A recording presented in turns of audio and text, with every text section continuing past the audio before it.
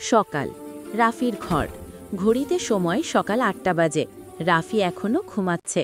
মা দরজায় টোকা দেন। মা: রাফি, স্কুলে দেরি হয়ে যাবে বাবা। রাফি ঘুম জড়ানো কণ্ঠে: মা, আর ৫ মিনিট ঘুমাই। ঘড়ির কাঁটা ঘুরতে থাকে। সময় চলে যায়। স্কুলের মাঠে সবাই খেলছে। রাফি দেরিতে এসে দুঃখ করছে। বন্ধু স্বামী বলছে: ভাই, আজ টিচার বলছিল সময় যার হাতে, সাফল্য তার সাথেই থাকে। রাফি চুপচাপ: কিন্তু আমি সবসময় দেরি করি। রাত। রাফির ঘর। রাফি পড়াশোনা শুরু করতে চায়, কিন্তু ফোনে কার্টুন দেখতে বসে যায়। রাফি: একটু দেখি, পরে পড়ব। ঘড়ি চলে ৮টা থেকে 11টা পর্যন্ত।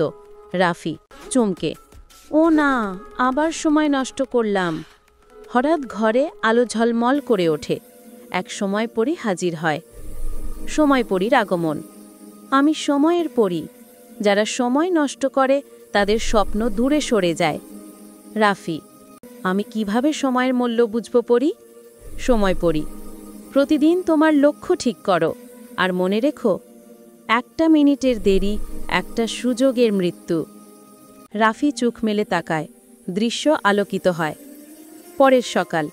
রাফি তাড়াতাড়ি ওঠে, পড়া শুরু করে, স্কুলে যায় হাসি মুখে। মা: আজ তো আমার ছেলে একদম সময় মতো।